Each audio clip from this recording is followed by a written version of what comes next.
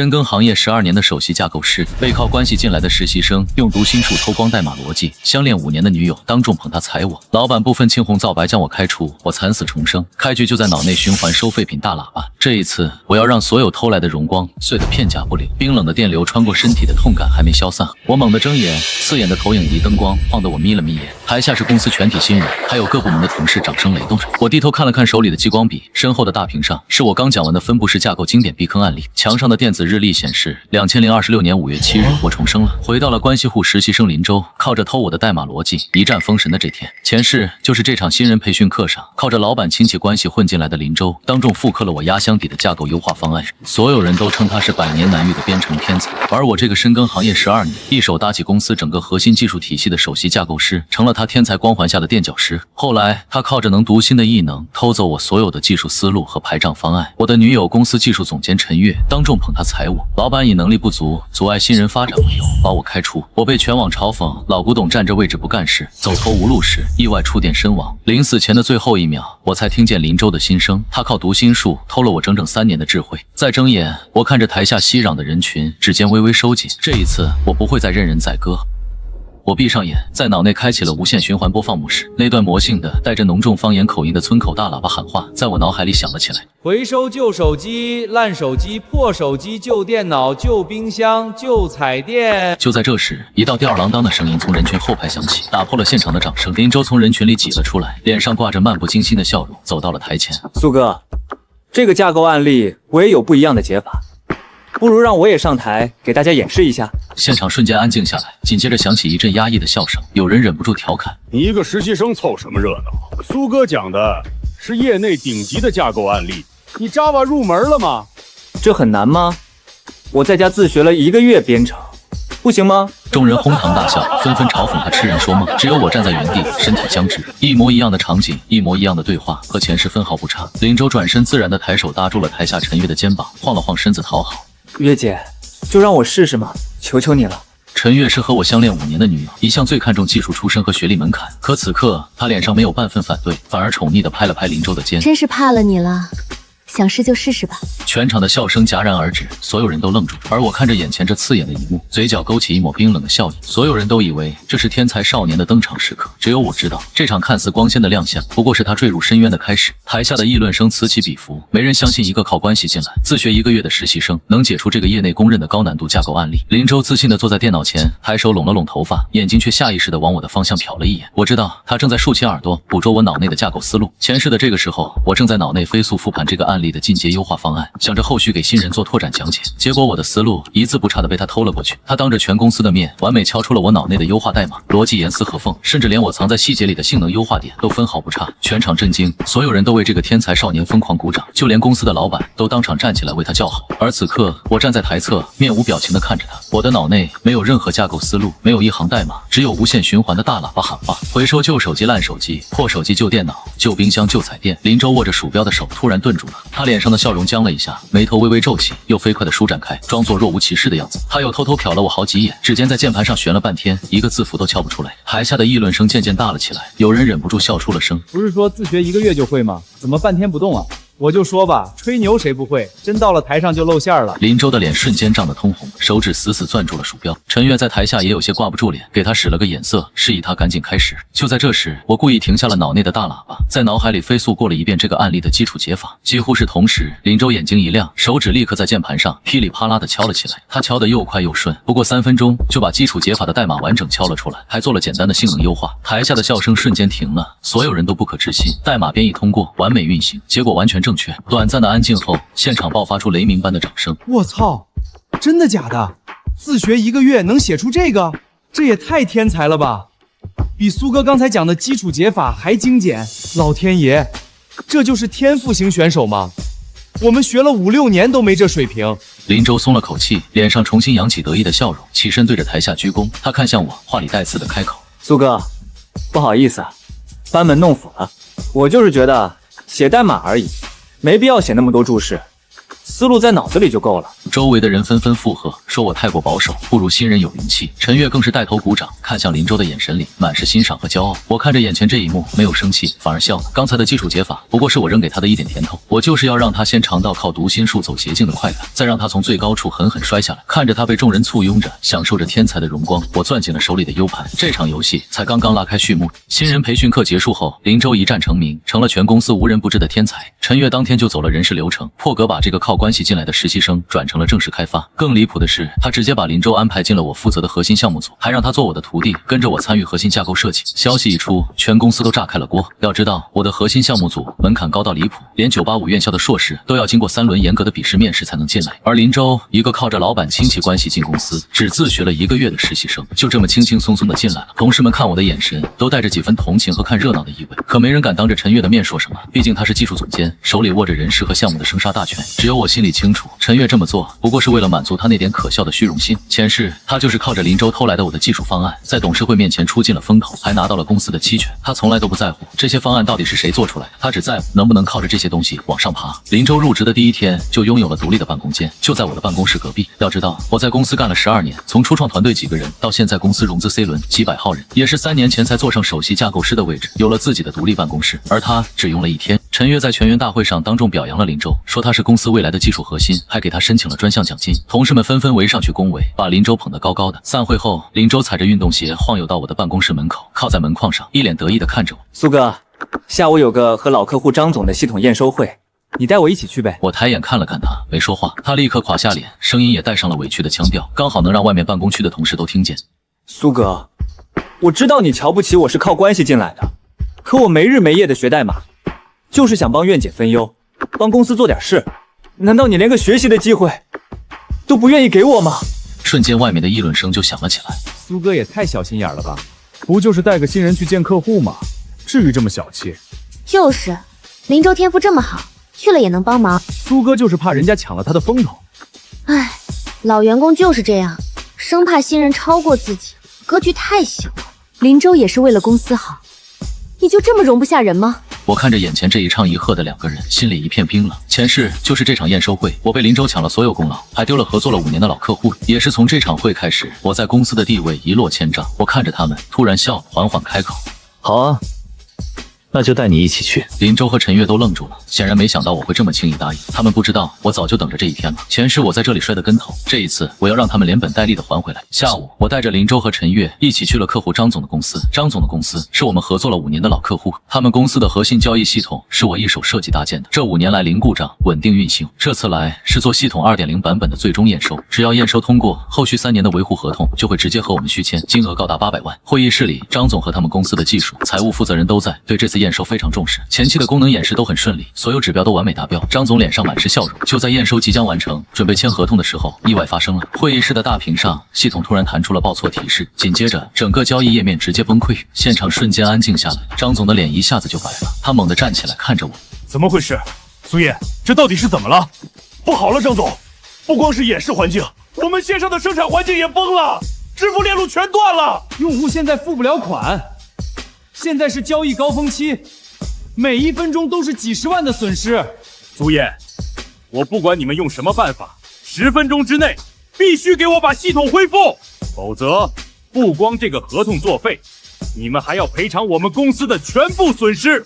苏燕，别愣着了，赶紧排查问题啊！我看着监控大屏上疯狂跳动的报错日志，没有动。前世就是这个时候，我脑内飞速梳理故障，排查链路，从网关入口到服务注册中心，再到缓存集群，一步步定位到了缓存雪崩的核心问题。可我刚要开口说话，林州就抢先一步，拿过键盘精准的敲出了排查指令，3分钟就恢复了系统。他靠着偷我的思路，在张总面前出尽了风头，张总当场就拍板，后续的维护合同全交给林州负责。而我这个一手搭建系统的人，反倒被指责做事不严谨，给客户造成了恐慌。想到这里，我抬眼看向了站在一旁正偷偷盯着我的林州，我知道他此刻正竖起耳朵，等着偷我的排查思路。我嘴角勾起一抹不易察觉的笑意，缓缓闭上眼，脑内那段魔性的大喇叭喊话再次响了起来：回收旧手机、烂手机、破手机、旧电脑、旧冰箱、旧彩电。林州脸上的表情瞬间僵住了，他看着混乱的现场，又看了看黑屏的系统，手指微微发抖，眼神里满是慌乱。陈月注意到了他的不对劲，皱着眉问他：林州，你怎么了？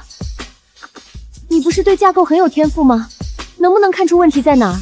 林州张了张嘴，半天说不出一句话。他根本不懂分布式系统的故障排查逻辑，没有我的思路，他连最基础的报错日志都看不懂。时间1分1秒的过去，大屏上的报错还在持续，每一秒都在产生巨额的损失。张总的脸色越来越难看，会议室里的气氛压抑到了极点，而我站在原地依旧没有动。我就是要让所有人都看看这个被他们捧上天的天才少年离开偷来的思路到底有多不堪一击。会议室里的气氛越来越焦灼，墙上的时钟滴答滴答的走着，距离张总给的10分钟期限已经过去了5分钟，系统依旧没有恢复。线上的投诉电话已经打爆了张总公司的客服热线。林州站在原地，脸白的像纸一样，额头上全是冷汗，握着鼠标的手抖得连光标都握不住。他拼命地往我这边瞟，眼睛瞪得大大的，试图从我的脑内捕捉到一点有用的信息。可他能听到的只有无限循环的大喇叭喊话：回收旧手机、烂手机、破手机、旧电脑、旧冰箱、旧彩电。陈月急得满头大汗，又不敢催我，只能压低声音问林州：林州，你到底行不行啊？你倒是说句话呀！林州带着哭腔摇了摇头，一句话都说不出来。陈月，你们公司到底怎么回事？一个系统故障，10分钟都解决不了，我看你们这个验收也没必要做了。就在这时，我缓缓睁开眼，停下了脑内的大喇叭。我在脑海里飞速梳理出了完整的故障排查链路，精准定位到了缓存雪崩的核心问题，连解决方案都一步步列得清清楚楚。几乎是同时，林州像是抓住了救命稻草，眼睛瞬间亮了。他一把推开身前的技术人员，扑到电脑前，手指在键盘上飞快地敲了起来。他的动作行云流水，先是查看了 Redis 集群的状态，精准定位到了热点批过期的问题，紧接着执行了缓存预热的脚本。前后不过3分钟，大屏上的系统页面瞬间恢复了正常，线上的支付链路也重新通了。会议室里死一般的安静，紧接着爆发出一阵劫后余生的欢呼。小伙子，可以呀，这么快就解决了问题，年轻有为啊！张总过奖了，都是小问题，顺手就解决了。张总，这是我们公司新来的天才开发林州，别看他年纪小，技术实力可是顶尖的。周围的人纷纷围上来，对着林州一顿夸赞，把他捧上了天。所有人都忘了刚才5分钟里，他像个无头苍蝇一样，连问题在哪儿都找不到，也没人想起这个系统是我一手搭建起来的。林州在众人的恭维声里，转过头看向了站在一旁的我。苏哥，真是不好意思啊，又抢了你的风头。看来你这10几年的经验也不过如此。我看着他得意的嘴脸，没有生气，只是淡淡的笑了笑。我当然知道他会抢功，我就是故意把思路喂给他的，因为我很清楚，靠捷径得来的东西终究是镜花水月，他偷的越多就陷得越深，等到摔下来的那天就会越疼。小陈，以后我们公司的技术维护就全权交给小林负责了，后续的3年合同我们只认小林，别人来我们不认。陈月立刻点头哈腰的答应下来。陈月看向林州的眼神越发满意，而我站在原地看着他们一唱一和的样子，心里毫无波澜。前世我就是因为这件事被陈月指责能力不足，连客户的需求都搞不定。可这一次我看着他们，只觉得可笑。他们以为自己捡到了一个天才宝贝，却不知道他们抱住的是一个随时会爆炸的炸弹，而引爆这个炸弹的遥控器就握在我们的手里。从客户公司回来，林州在公司的地位更是水涨船高。陈月直接在部门会议上宣布，林州升任核心项目组的副负责人，和我平起平坐。原本属于我的独立大办公室也被陈月以林州需要更好的办公环境为由划给了林州。我被挪到了隔壁的小办公室，连窗户都没有，同事们见风使舵，再也没人来我的办公室汇报工作，有事都直接去找林州。就连我带了3年的徒弟都转头去拍林州的马屁，给他端茶倒水，鞍前马后。整个公司都把林州当成了技术神话，没人记得公司的核心系统是我一行行代码敲出来的，没人记得公司好几次濒临破产的技术危机是我通宵达旦解决。他们只看到林州一个靠关系进来的实习生，用1个月的时间就超过了我这个干了12年的首席架构师。他们津津乐道地说着，努力在天赋面前一文不值。林州更是越发嚣张，天天在公司里阴阳我。他会故意在茶水间里当着所有人的面大声和同事说话。哎，我真的搞不懂，苏哥为什么写代码要写那么多注释啊？难道他自己写的逻辑转头就忘了吗？还有啊，一个简单的系统演示，他要提前1周做准备，写几十页的应急预案，也太小题大做了吧？我觉得写代码嘛，脑子里面有思路就行了，搞那些花里胡哨的，就是为了彰显自己的专业性呗。周围的同事纷纷附和，说他说的对，说我就是老了，脑子跟不上了，只能靠这些东西撑场面。这些话一字不落地传到我的耳朵里，我却丝毫不在意，依旧每天按部就班的工作，写代码，做架构，优化系统。因为我很清楚，下周的公司年度产品发布会就是林州的死期。这场发布会关系到公司下一轮的1级融资，还有来年的全部订单。全国几十家主流科技媒体、上百家合作方，还有顶级投资机构的合伙人都会到场。可以说，这场发布会就是公司的生死局。前世就是这场发布会，林州靠着偷我的思路处完成了堪称完美的产品演示，发布会大获成功，公司顺利拿到了融资。而我因为在发布会前和陈月、林州发生争执，被老板当场宣布开除，扫地出门。想到这里，我看着窗外，嘴角勾起一抹冰冷的笑意。这天下午，林州又晃悠到了我的办公室门口，靠在门框上，一脸嘲讽地看着我。苏哥，天天对着这些代码不累吗？辛辛苦苦学了10几年，还不是比不上我这个自学1个月的。你说的对，我确实老了，比不过你这个天才。既然你这么厉害，下周的年度产品发布会，核心系统的现场演示环节，就你一个人上吧，我就不去了，省得在旁边碍你的眼。这话一出，林州脸上的笑容瞬间僵住了，他的脸唰的一下就白了，眼神里闪过一丝难以掩饰的慌乱。他比谁都清楚，没有我在旁边，他透不到任何思路，连演示的第一步都点不下去。我看着他慌乱的样子，心里冷笑，鱼终于上钩了。我的话像一颗炸雷，在办公室里炸开了。门口的几个同事听到了我们的对话，瞬间就传开了。没过10分钟，陈月就怒气冲冲地冲进了我的办公室，狠狠一拍桌子：苏燕，你闹够了没有？发布会是什么级别的场合，你心里没数吗？你说不去就不去，我看你就是嫉妒林州比你优秀，故意耍性子，给公司添乱。陈云，是你们天天说林州的技术比我好，天赋比我高。既然他这么厉害，那发布会的演示让他一个人上，不是理所应当的吗？怎么，你们对他这个天才就这么没信心？陈月被我问得哑口无言，脸涨得通红，半天说不出一句话。就在这时，林州也跑了进来，立刻拉住了陈月的胳膊，眼眶红红的，带着哭腔装可怜。月姐，你别骂苏哥了，苏哥不想去肯定是有原因的，要不还是让苏哥去吧。我毕竟是个新人，没见过这么大的场面，万一搞砸了我担不起这个责任。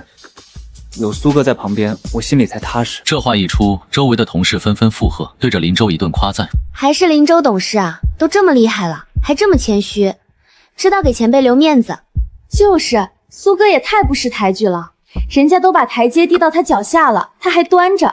哎，要我说，苏哥就是怕了，怕在发布会上被林州比得一无是处。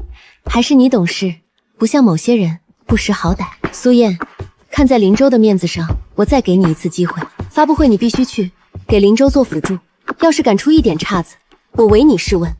行吧，既然你们都这么说了，那我就去。林州听到我的回答，瞬间松了口气，悬着的心终于放了下来。他看向我的眼神里满是得意和不屑，他以为我还是那个可以任由他偷取思路，任由他踩在脚下的垫脚石。他不知道，我答应去发布会，不是为了给他做辅助，而是为了亲眼看着他在全国媒体和合作方面前身败名裂。接下来的1周，我天天泡在实验室里，带着团队优化演示环境，做压力测试，写应急预案。我把所有可能出现的问题都反复测试了几10遍，确保万无一失。而林州天天在办公室里摸鱼打游戏，偶尔来实验室晃一圈，嘲讽我小题大做。苏哥，不就是个现场演示吗？动动鼠标的事儿，用得着这么费劲？我到时候上去顺着思路讲就行了，哪用得着提前1周准备？我全程没搭理他，只在心里把那段收废品的大喇叭喊话循环了一遍又一遍。我要让他把这段魔性的喊话刻进骨子里。发布会前一天晚上，陈月带着整个团队在酒店开庆功宴，他举着酒杯对着所有人说，明天的发布会全靠林州撑场面。他还当众承诺，只要发布会成功，就给林州申请公司的期权，让他成为公司的合伙人。林州被众人围着敬酒，意气风发，仿佛已经站在了人生的巅峰。而我没有去参加庆功宴，我一个人在实验室里把演示系统的每一个环节又检查了一遍，然后我坐在电脑前闭上眼，在脑内把那段大喇叭喊话调到了最大音量。明天就是审判日，所有欠了我的，我都会连本带利的全部拿回来。发布会当天，会展中心座无虚席，台下坐满了人，几10家主流科技媒体的镜头齐刷刷的对着舞台，上百家合作方的负责人，还有顶级投资机构的合伙人都坐在第一排，神情严肃。这场发布会对我们公司来说至关重要，只要产品演示成功，公司就能拿到1级的 A 加轮融资，来年的订单也能提前锁定大半。如果搞砸了，公司很可能直接资金链断裂，面临破产。后台陈月紧张的来回踱步，不停的整理着西装。林州穿着精致的定制西装，正在镜子前整理领带，脸上满是志在必得的笑容。看到我进来，他抬眼瞟了我一眼，语气里满是嘲讽。苏哥，你怎么才来？我还以为你不敢来了呢。我没搭理他，走到设备前，最后检查了一遍演示用的电脑和系统，确认一切正常。陈月走过来，看着我脸色阴沉的警告：苏燕，今天这场发布会不容有失，等会儿演示环节，你好好配合林州，别耍什么小心思。要是出了问题，我第一个不放过你。我抬眼看了看他，淡淡的点了点头，没说话。前世就是在这里，陈月也是这样警告我，可他没想到，最后搞砸发布会的不是我，而是他捧在手心里的天才少年。很快，发布会正式开始，陈月第一个上台做公司的年度产品介绍。我站在台侧，看着台下黑压压的人群，深吸了一口气，脑内那段魔性的大喇叭喊话已经开始循环播放了。20分钟后，陈月的产品介绍结束了，他拿起话筒，满脸笑容的对着台下说：“接下来就是本次发布会最核心的环节。我们新一代分布式交易系统的现场演示，有请我们公司的天才开发工程师林州上台为大家做演示。台下瞬间响起了热烈的掌声，闪光灯不停闪烁，所有的镜头都对准了上台口。林州深吸一口气，脸上扬起自信的笑容，整理了一下西装，昂首挺胸的走上了舞台。他接过话筒，对着台下鞠了一躬，声音清朗：“大家好，我是林州。接下来由我为大家演示我们公司最新研发的分布式交易系统。”所有人都期待着这位传说中的天才少年会带来怎样惊艳的表现。陈月站在台侧，对着林州比了个加油的手势，脸上满是骄傲。而我站在他旁边，面无表情地看着台上的林州。我在脑内把大喇叭的音量调到了最大。林州走到演示电脑前，握住了鼠标，抬手清了清嗓子，准备开口讲解。他的耳朵竖得高高的，正全神贯注地捕捉着我脑内的讲解话术和操作步骤。台下的掌声渐渐停了，全场瞬间安静下来，所有的目光，所有的镜头都聚焦在他身上。他深吸一口气，张开嘴准备说话。下一秒，一句带着浓重方言口音的喊话透过舞台上的顶级音响传遍了整个会展中心。这句话一出，整个会展中心瞬间死一般的安静，所有人都愣住了，脸上满是不可置信的神情。大家面面相觑，都以为自己听错了。台上的林州也瞬间僵住了，他瞪大了眼睛，满脸惊恐，下意识地捂住了自己的嘴。他也没想到自己张开嘴说出来的竟然是这句话。台下的安静只持续了3秒钟，紧接着全场爆发出哄堂大笑。我操，什么情况？回收旧家电？不是，这不是系统演示吗？怎么喊上收废品了？这就是你们公司的天才少年？就这？笑不活了，我还是第一次在产品发布会上听到收废品的大喇叭。台下的笑声此起彼伏，媒体们的闪光灯疯狂地对着台上的林州闪烁。第一排的投资机构合伙人脸色瞬间沉了下来，放下了手里的资料，眉头紧紧皱起。合作方的负责人也纷纷交头接耳，脸上满是不满和质疑。台侧的陈月脸瞬间白了，额头上瞬间冒出了冷汗。他疯狂地给林州使眼色，示意他赶紧调整，别再出岔子。林州看着台下哄笑的人群，听着此起彼伏的快门声，吓得浑身发抖，他的脸白得像纸一样，眼泪瞬间就涌了上来。他拼命地告诉自己，要讲解系统，要讲架构，要讲功能。他竖起耳朵，拼命地想要捕捉我脑内的思路，可他能听到的只有无限循环的大喇叭喊话。他越慌，脑内的这句话就越清晰。他拿着话筒，手抖得厉害，想要开口解释，可张开嘴又是一句魔性的喊话：回收旧手机、烂手机、破手机、旧电脑、旧冰箱、旧彩电。这句话再次透过音响传遍了整个会展中心。台下的笑声更大了，甚至有人吹起了口哨，场面一度失控。主持人赶紧跑上台，想要圆场，拿过话筒想要打岔，可林州像是魔怔了一样，拿着话筒翻来覆去的，只会喊着一句收废品的喊话。整个发布会现场彻底乱成了一锅粥。第一排的投资合伙人直接站起身，拿着资料转身就走了。合作方的负责人也纷纷起身离场，脸色难看到了极点。媒体们像疯了一样围到台前，对着台上的林州疯狂拍照。明天的科技头条已经有了标题。陈月看着失控的场面，腿都软了，差点瘫倒在地上。他怎么也没想到，被他寄予厚望的天才少年竟然在发布会上当众喊起了收废品。这场一集融资的发布会就这么彻底毁了。而我站在台侧，看着台上惊慌失措的林州，看着乱成一团的现场，嘴角勾起一抹冰冷的笑意。这才只是个开始。前世他让我丢了工作，丢了名声，丢了一切。这一世我要让他在最高的地方摔得粉身碎骨。发布会现场彻底失控，保安赶紧冲上台，把围上来的媒体拦了下去。主持人拼尽全力，才勉强稳住了现场的秩序。林州被吓得魂飞魄散，被工作人员扶着，跌跌撞撞地跑下了台。他刚冲到后台，就看到了站在那里的我。是你，苏燕，是你害我，是你故意在心里念这些东西害我出丑的。我好不容易才有的一切都被你毁了。你把话说清楚，我在我心里想什么，和你有什么关系？难不成你能听到我心里在想什么？这句话一出，周围的工作人员和同事都瞬间愣住，齐刷刷地看向了林州。能听到别人的心里话，这怎么可能？我不是那个意思，是你故意气我，我才会说错话的。就在这时，陈月也冲了进来，脸色铁青，浑身都在发抖。这场发布会不仅毁了公司的融资，也毁了他的前途。董事会绝对不会放过他。他看着林州，再也没有了之前的宠溺，眼神里满是怒火和厌恶。他扬手狠狠一巴掌甩在了林州的脸上，啪的一声脆响，响彻整个后台。林州被打得一个趔趄，摔倒在地上，捂着脸，不敢置信地看着陈月。月姐，你打我？林州坐在地上，他辩解说不是他的错，是我害了他，是我在心里念奇怪的东西，他才会说错话。可他的话，在场的没有一个人相信，大家都只觉得他是搞砸了发布会，想要找借口甩锅。陈月更是气得浑身发抖，对着他破口大骂。就在这时，公司老板的电话打了过来，陈月接起电话，刚听了2句，腿就软了，直接瘫坐在了椅子上。挂了电话，他面如死灰，眼神空洞。董事会已经知晓发布会的全部情况，当场下达了处理决定，暂停陈月技术总监的所有职务，成立调查组彻查此事。林州直接当场开除，永不录用。林州听到这个结果，死死拉着陈月的胳膊，求他帮帮自己。可陈月现在自身难保，哪里还顾得上他？他一把甩开了林州的手，眼神里满是嫌恶。周围的同事也纷纷往后退，和林州拉开了距离，生怕沾染上一点关系。之前围着他恭维的人，现在都对着他指指点点，满脸嘲讽。而我站在原地，看着眼前这一地鸡毛，心里没有半分波澜。这只是他们应得的报应，远远不够。因为我知道，接下来他们会为了自保，把所有的黑锅都扣在我的头上。前世他们是这么做的，这一世也不会例外。而我早就为他们准备好了一份天大的惊喜。我们刚回到公司，总部的调查组就已经在会议室等着了。带队的是公司的联合创始人李总，脸色阴沉的能滴出水来。整个公司的气氛压抑到了极点，所有人都不敢大声说话。我刚走进办公室，就被通知立刻去会议室接受调查。等我走进会议室的时候，陈月、林州还有当天参与发布会的几个部门负责人都已经坐在里面了。林州的脸上的巴掌印还清晰可见，看到我进来，他立刻抬起头，眼神里满是怨毒，死死地盯着我。陈月也抬起头，看向我的眼神里满是阴狠和算计。我知道他们已经串通好了，要把所有的责任都推到我的身上。李总，这件事全都是苏燕的责任。发布会的演示系统是苏燕一手负责搭建的，是他在系统里动了手脚，才导致林州现场出了问题。李总，真的是这样的？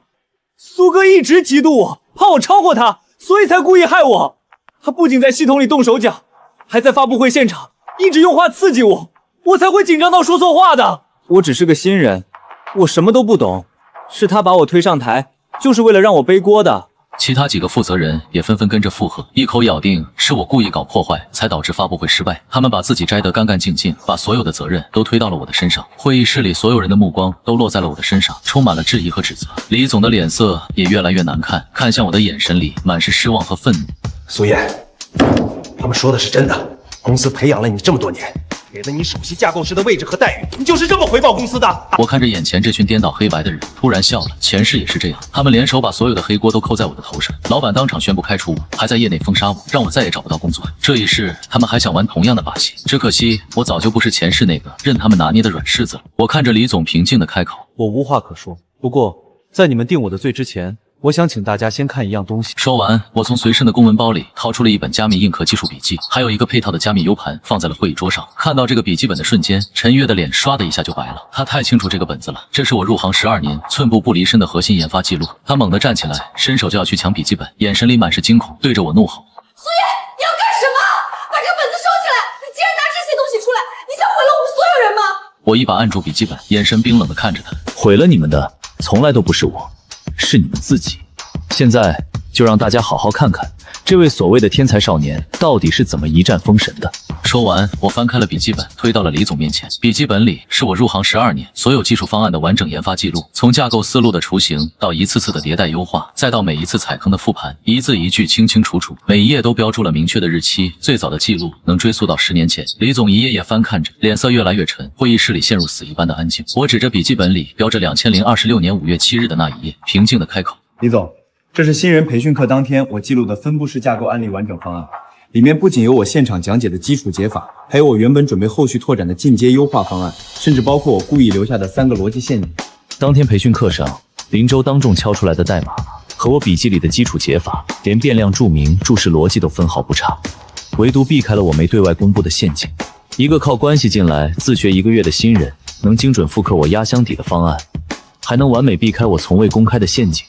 李总觉得这合理吗？会议室里瞬间响起一阵抽泣声，所有人的目光都齐刷刷地看向了面无血色的林州。我又翻开了笔记本的下一页，上面是张总公司交易系统的完整研发日志，时间跨度长达5年。这是张总公司系统从 1.0 到 2.0 版本的全部设计思路，包括缓存雪崩的完整排查链路和我提前预设的3套应急方案。验收会当天，系统崩溃的前5分钟，林州连报错日志都看不懂，5分钟后却能精准执行我笔记里的排查步骤，分毫不差地解决问题。林州脸上满是惊慌，我朝他走近了一步，一个连分布式架构基础都不懂的新人，能在3分钟内定位行业内资深架构师都头疼的缓存雪崩问题。李总觉得这可能吗？我话音落下，将 U 盘插在了会议室的电脑上，大屏上瞬间跳出了我所有笔记的电子存档，每一份都有不可篡改的时间戳和加密签名。最早的存档能追溯到10年前，还有新人培训课的录屏、验收会的现场监控和我笔记里的内容一一对应，严丝合缝。我看着浑身发抖的林州，语气冰冷：“你所谓的天才，不过是能听到我心里的想法，偷走我笔记里沉淀了10几年的思路罢了。新人培训课，我故意只给你基础解法；验收会，我故意只给你最表面的排账步骤。你偷来的，从来都只是我想让你偷走的东西。”林州瘫坐在椅子上，眼神空洞，陈月更是汗如雨下，连头都不敢抬。他终于明白，从一开始他就掉进了我不好的局里。我转头看向李总，继续开口：“发布会的演示系统，我提前做了上百次测试，零故障，零 bug。所有的备份和应急预案，我都提前提交给了技术部，有存档可查。是陈月一意孤行，非要让毫无经验的林州上台演示，还把我安排在台侧，不让我接触演示设备。现场出了问题，和我没有任何关系。